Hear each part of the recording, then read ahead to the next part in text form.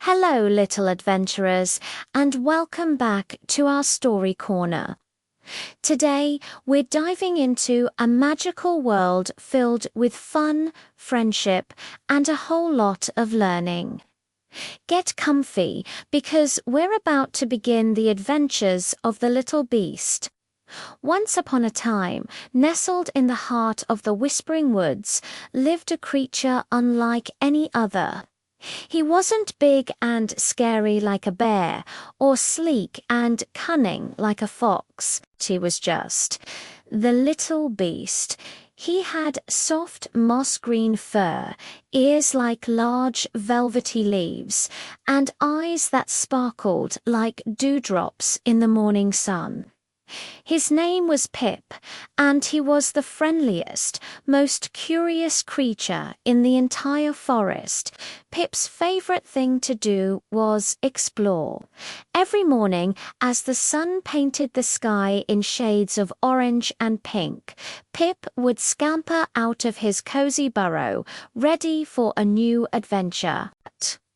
One sunny morning, he decided he wanted to find the legendary Giggling Grove, a place where the flowers were said to laugh when you tickled them. He packed a small bag with his favorite snacks, 3 juicy sunberries and a crunchy moon nut. "Okay, I'm ready," he chirped to himself, and with a happy little hop, he set off on the winding path. The path took him deeper into the woods than he had ever been before. Tall, ancient trees formed a canopy high above, their leaves rustling secrets to one another. Brightly colored birds flitted from branch to branch, singing their morning songs.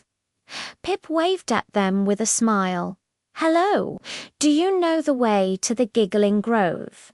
he called out. A little bluebird with a bright yellow chest swooped down. "The Giggling Grove." "Oh, that's a tricky place to find," she tweeted. "You must follow the trail of sparkling pebbles. But be careful, the path is full of puzzles." "Puzzles? I love puzzles," Pip exclaimed, his leafy ears perking up with excitement. He thanked the bluebird and continued on his way, his eyes peeled for sparkling pebbles. Soon he came across the first one. It shimmered with all the colors of the rainbow. Next to it was a riddle carved into a smooth river stone. It read, "I have a neck, but no head, and I wear a cap." "What am I?" Pip tilted his head, thinking hard. "A neck, ... but no head. A cap." He looked around for clues. He saw flowers, trees, rocks, and then he saw a little mushroom with its stalk and cap. No, that wasn't it. He thought about things in his burrow. A jar. No, then it hit him. A bottle. He shouted with glee. As soon as he said the word, the pebble glowed brightly, and another sparkling pebble appeared further down the path, as if by magic. Feeling very clever, Pip hurried along, following the trail of glowing stones. The next puzzle was a bit different. He arrived at a small stream, too wide for him to jump across. On his side of the stream, there were 3 flat stones of different sizes. A message written in moss on a nearby log said, "Arrange us from smallest to biggest to make a bridge appear." This was a fun challenge. Pip nudged the smallest stone with his nose, then rolled the medium one, and finally, with a big push, he moved the largest one into place. Small, medium, large. As soon as they were in order, a sturdy bridge of woven vines magically appeared across the stream. "Hooray!" he cheered, scampering across it. His journey continued, filled with more delightful challenges. He had to mimic the dance of the flutterwing butterflies, to pass through a field of sleeping poppies, and sing a silly song to a grumpy old badger who was guarding a hollow log. The badger, whose name was Barnaby, couldn't help but chuckle at Pip's song, and pointed the way with a grumpy but helpful paw. Pip learned that even the grumpiest-looking creatures could be kind. Finally, after a long and exciting morning, Pip smelled something wonderful. It was a sweet, floral scent mixed with the sound of tinkling bells. He followed the scent and the sound until he pushed aside a curtain of weeping willow branches and gasped. He had found it, the Giggling Grove. It was even more magical than he had imagined. The flowers weren't just ordinary flowers. They glowed with a soft inner light.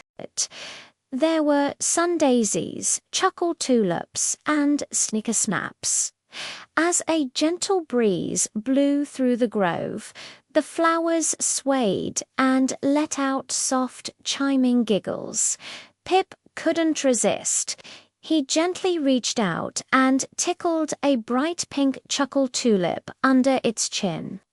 The tulip wriggled and let out a hearty laugh that sounded like tiny bells ringing all at once. Pip giggled, too. He went from flower to flower, tickling them and listening to their unique laughs. Some giggled, some chortled, and some let out deep, rumbling chuckles. The whole grove was filled with the sound of pure joy. As Pip was playing, he heard a small voice. "Hello there." He turned and saw a tiny creature hiding behind a snickersnap. It was a shimmer sprite, a fairy-like being with dragonfly wings that shimmered in the light. She looked a little shy. "Hi, I'm Pip," he said cheerfully. "Isn't this place amazing?" The sprite, whose name was Lily, nodded. "It is. It's my job to take care of the flowers, but it's much more fun when you have a friend to share it with." Pip's heart warmed. "I'd love to be your friend," he said. From that day on, Pip and Lily became the best of friends. They spent their days in the Giggling Grove, telling stories to the flowers, playing hide-and-seek among the laughing blossoms, and sharing Pip's Sunbury snacks. Pip showed Lily how to solve puzzles, and Lily taught Pip the secret language of the fireflies.